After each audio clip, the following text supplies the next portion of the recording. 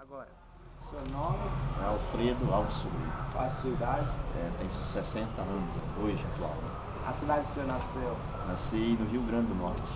A sua profissão? Eu era motorista, né? Na época. Na época, né? Na época. O local onde vivia, qual era o seu local?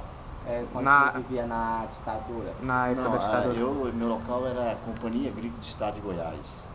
Aí o que o senhor fazia lá?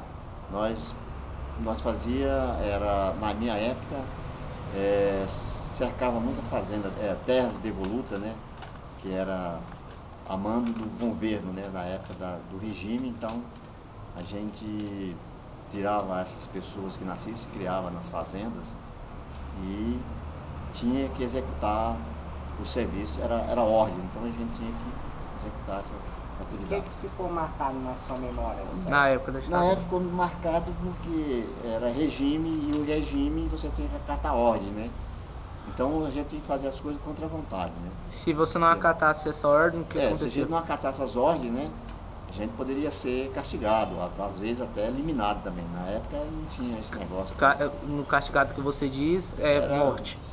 Matava, né? Sumia, consumia, né? Aham. Isso é o... Nossa, velho, que louco, vai ficar muito massa. Como é que a imprensa reagia nessa época? Na época a imprensa, ela era recuada também, que ela não poderia falar tanto, né? Tinha que falar aquilo que o regime mandava, né? Era coisas que agradasse o governo do regime, não hoje, né? Hoje, não.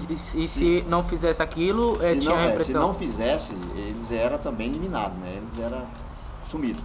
Sumia com eles, né? Você presenciou alguma cena de tortura? Alguma morte? Que ficou marcado?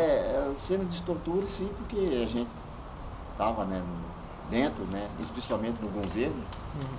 Eu vi muito, vamos dizer assim, bater, né? Amarrar, né? Corrente, né? Execução, né? E essas coisas.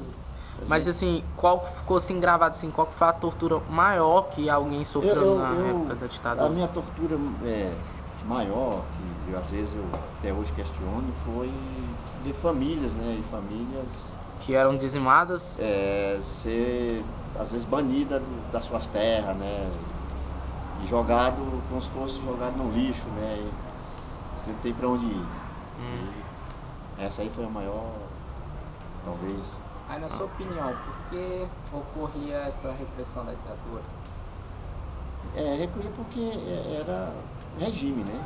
E sendo regime militar, ditadura, então você tem que cumprir tudo aquilo que eles falam, né? Tudo aquilo que o regime contém, você tem que cumprir, não tem como fugir. É ordem, né? Ordem, você não pode desacatar e nem desfazer das ordens. Tem que ser aquilo que... Onde que para aqui mesmo? Aqui? Do outro lado. Acertei.